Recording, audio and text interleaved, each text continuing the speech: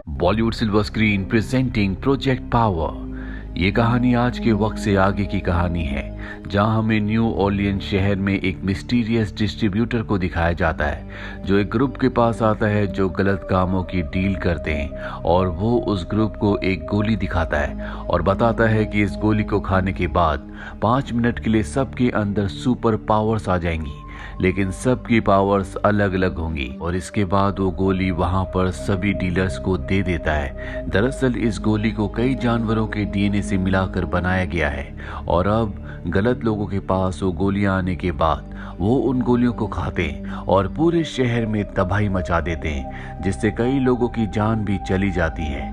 6 साल बीत जाते हैं और 6 साल के बाद हमें एक रॉबिन नाम की लड़की को दिखाया जाता है, जिसके पास वही 3 पावरफुल टैबलेट्स हैं। दरअसल वो इन टैबलेट्स को बेचना चाहती है क्योंकि उसकी मॉम बीमार है और उसे अपनी मॉम के इलाज के लिए पैसों की जरूरत है।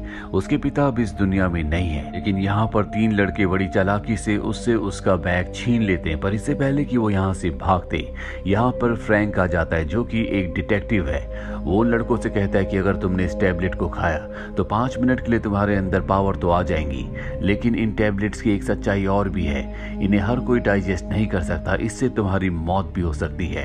वो लड़के इस बात से डर जाते हैं और फ्रैंक उनसे उनकी टैबलेट लेकर उन्हें अरेस्ट कर लेता है। दरअसल वो रॉबिन को पहले से जानता, उसे पता है कि उसकी मॉम की तबीयत खराब है, इसीलिए वो उसे टैबलेट्स वापस नहीं करता, बल्कि टैबलेट्स के बदले वो उसे अपनी बाइक दे देता है, जिसे पाकर रॉबिन बहुत खुश हो जाती है। वहीं दूसरी तरफ हमें यूएस आर्मी के मेजर को दिखाया जाता है, जिसे एक लड़के के बारे में पता चलता है जिसने सबसे पहले इस पावरफुल कैप्सूल को खाया था, और ये लड़का और कोई नहीं बल्कि रॉबिन का कजन होता है। और अब मेजर उसके घर जाता है। तो घर बहुत ही अजीब होता है, हर जगह जलने के निशान होते हैं, दीवारों पर गड्ढे होते हैं। मेजर उसे कमरे से बाहर निकलने के लिए कहता है, लेकिन रॉबिन का भाई उस कैप्सूल को खा लेता है, जिसके बाद उसके पूरे शरीर में आग लग जाती है, और अब वो मेजर को मारने के लिए उसका पीछा करता है। मेजर अपनी जान बचाने के लिए भागता है। उसे भागते भागते 5 मिनट होने वाले होते हैं, यानी कि अब रॉबिन के भाई की पावर्स खत्म होने वाली है, लेकिन वो एक साथ 3 कैप्सूल्स खा लेता है जो कि बहुत ज्यादा पावरफुल है। वो किसी भी कीमत पर मेजर को मारना चाहता है। मेजर बाथरूम में चला जाता है, जहां पर वो अपनी जैकेट को गीला करके उस पर हमला करके उसे बाथटब के अंदर डुबा देता है, और उससे कहता है कि मैं सिर्फ तुम्हारे डीलर का नाम जानना चाहता हूं जो तुम्हें टैबलेट सप्लाई करता है। लेकिन इससे पहले कि वो उसे नाम बताता, ज्यादा गोलियां खाने की वजह से वो ब्लास्ट हो जाता है।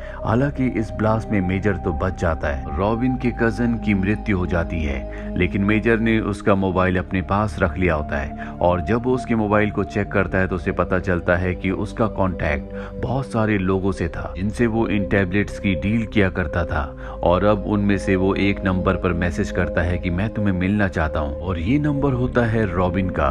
वही हमें फ्रैंक को दिखाया जाता है जो एक बैंक के बाहर जाता है, जहाँ उसे पता चलता है कि बैंक के अंदर एक ऐसा आदमी आ चुका है जो कि पूरी तरह से इनविजिबल है, उसे देखना पूरी तरह से नामुमकिन है, और वो बैंक में चोरी कर रहा है। हालांकि यहाँ पर बहुत सारे पुलिस वाले होते हैं, लेकिन किसी को भी अंदर जाने की इजाजत नहीं होती, इसीलिए फ्रैंक एक गोली खा लेता है और अपनी वॉच में 5 मिनट का टाइमर लगाकर अंदर चला जाता है, जहां हमें बैंक के अंदर उस आदमी को दिखाया जाता है जिसके अंदर ऐसी पावर है जो किसी भी रंग के सामने जाकर उसी रंग का हो जाता है, इसीलिए वो किसी को नहीं दिख रहा होता। इसका मतलब ये है कि इस आदमी ने भी उस गोली को खाया है। फ्रैंक को देखने के बाद वो आदमी पैसों के बैग लेकर भागने लगता है। फ्रैंक उसका पीछा करता है, लेकिन किसी तरह से वो आदमी उससे बहुत दूर चला जाता है। उसके पास एक गन भी आ जाती है, लेकिन जब वो देखता है कि फ्रैंक लगातार उसका पीछा कर रहा है तो वो फ्रैंक को गोली मार देता है। लेकिन फ्रैंक ने भी उस पावरफुल टैबलेट को खाया था, जिसके असर में उसका रूप तो नहीं बदला होता, लेकिन उसकी स्किन इतनी ज्यादा हार्ड होती है कि उसे कोई भी चीज भेद नहीं सकती। इसीलिए गोली लगने के बाद वो नीचे तो गिरता है, लेकिन अब भी वो जिंदा होता है, और ये बात उस दूसरे आदमी को पता नहीं होती जो इनविजिबल है। और इसी मौके का फायदा उठाकर फ्रैंक उसके ऊपर हमला करके उसे पूरी तरह से धराशायी कर देता है। फ्रैंक ने हालांकि उसे पकड़ लिया है, पर उसका सीनियर यहाँ पर आता है और फ्रैंक से कहता है कि मुझे अपना बैज और अपनी गन दे दो। फ्रैंक कहता है क्या तुम मुझे जॉब से निकाल रहे हो? वो कहता है कि तुमने रूल्स को तोड़ा है। दरअसल फ्रैंक ने भी उस टैबलेट को खाया था जो रूल्स के खिलाफ थी। फ्रैंक कहता है कि बिना उस पावर के हम उनका मुकाबला नहीं कर सकते। अगर हमें उन्हें पकड़ना है, उनका मुकाबला करना है, तो हमें उस टैबलेट की जरूरत होगी। मैं उन्हें शहर से खत्म करना चाहता हूँ, आपको इसमें मेरा साथ देना चाहिए। उसका सीनियर ऑफिसर कहता है कि अगर तुम सच में इस चीज को खत्म करना चाहते हो तो तुम्हें मेजर को पकड़ना चाहिए, वही इन टैबलेट्स का सबसे बड़ा सप्लायर है। वहीं रॉबिन को दिखाया जाता है जो एक रेस्टोरेंट में अपने कजन से मिलने के लिए जाती है, क्योंकि उसने मैसेज किया होता है, लेकिन ये मैसेज उसे मेजर ने किया था।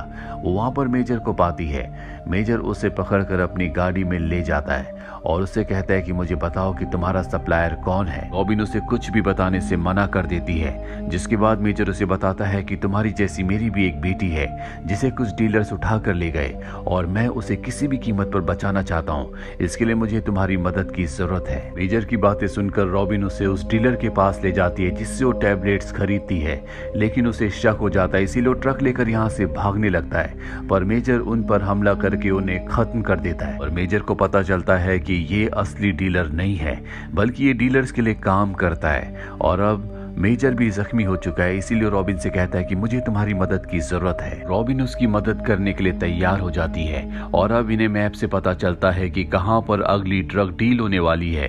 वहीं पर हमें एक ड्रग डीलर को दिखाया जाता है जो सबको एक नया कैप्सूल दिखाता और बताता है कि ये बर्फीली जगह पर रहने वाले जानवरों के डीएनए से बनाई गई है, इसकी पावर हमें चेक करनी है। और एक लड़की को इस कैप्सूल को खिलाया जाता है, जिसके बाद उसे एक चेंबर के अंदर डालकर वहां का टेम्परेचर बढ़ाया जाता है। 500 डिग्री तक टेम्परेचर होने के बाद भी उस लड़की को कुछ नहीं होता। पर अब यहाँ पर मेजर भी आ चुका है जो अपनी बेटी को ढूंढ रहा है। वो यहाँ पर सबके ऊपर हमला कर देता है, पर इससे पहले कि वो ड्रग डीलर को पकड़ता, यहाँ पर फ्रैंक आ जाता है जो उस पर गन तान देता है और कहता है कि मुझे पता है कि पूरे शहर में तुम ही उन टैबलेट्स को फैला रहे हो, तुम अपने आप को मेरे हवाले कर दो। और जब ये बात कर रहे होते हैं तभी उस ड्रग डीलर को मौका मिल जाता है, वो अपनी टैबलेट खा लेता है, जिसके बाद वो एक बहुत ही खौफनाक दैत्य में बदल जाता है। फ्रैंक यहाँ पर अपने आप को बचाने के लिए बहुत सारे गैस सिलेंडर्स को ऑन कर देता है और जैसे ये तीनों की तीनों बाहर निकलते हैं, मेजर गोली चलाकर उस जगह को ब्लास्ट कर देता है जिससे उसकी मौत हो जाती है।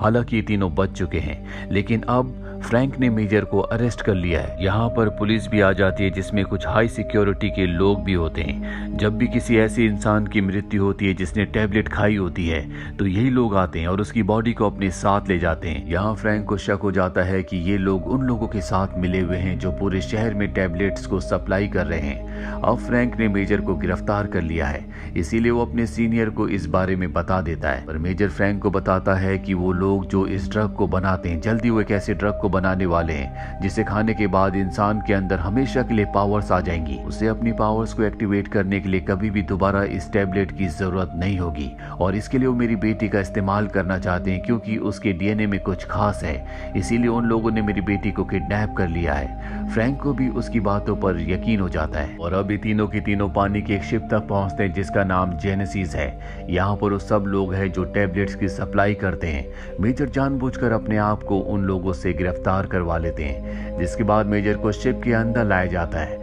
यहाँ पर फ्रैंक और रॉबिन भी चुपके से शिप के अंदर आ जाते हैं। इन शिप के उस रूम में चली जाती है जहाँ पर कैमरास होते हैं, जहाँ से पूरे शिप के दरवाजों को कंट्रोल किया जा सकता है और वो फ्रैंक को वहाँ से गाइड करती है।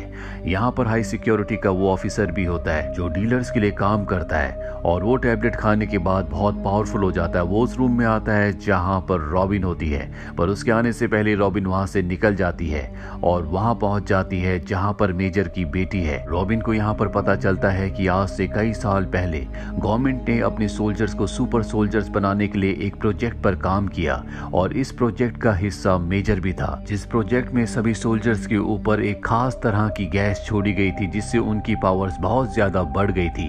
दरअसल गवर्नमेंट अपने फायदे के लिए इस प्रोजेक्ट को कर रही थी ताकि सुपर सोल्जर बनाने के बाद वो सभी देशों को खत्म करके पूरी दुनिया पर खुद राज करे। पर जब मेजर को ये बात पता चली तो वो वहां से भाग गई। कई सालों के बाद जब उसकी बेटी पैदा हुई और बड़ी हो गई तो साइंटिस्ट को पता चला कि उसके अंदर खास पावर्स हैं, इसीलिए मेजर के ऊपर हमला करके उसकी बेटी को किडनैप कर लिया कि उसके डीएनए पर रिसर्च करके और भी पावरफुल कैप्सूल्स कैप्सूल्स को बनाया जा सके।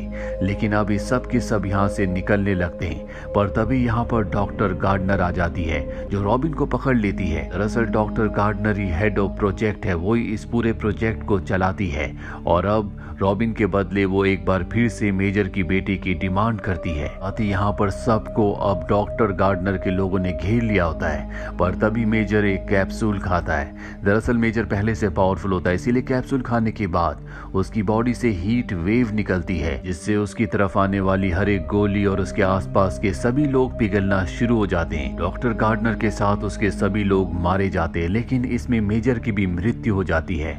पर तभी उसकी बेटी उसके पास आती है। उसके पास खास पावर्स हैं और उन पावर्स के इस्तेमाल से वो अपने पिता को यानी कि मेजर को जिंदा कर देती है और अब ये चारों के चारों यहाँ से निकल जाते हैं। बैंक को पता है कि इन सब के पीछे गवर्नमेंट है, इसीलिए मीडिया के सामने वो गवर्नमेंट को एक्सपोज करना चाहता है, जबकि मेजर अपनी बेटी के साथ यहाँ से निकल जाता है। जाने से पहले वो रॉबिन को एक बैग देता है जिसमें बहुत सारे पैसे होते हैं ताकि वो अपनी मॉम का इलाज करवा सके। साथ ही रॉबिन जो हमेशा से एक रैपर बनना चाहती थी, वो रैपर के तौर पर अपना करियर शुरू करती है। इसी के साथ ये फिल्म, ये कहानी यहीं पर खत्म हो जाती है। उम्मीद करते हैं कि ये कहानी आपको पसंद आई होगी।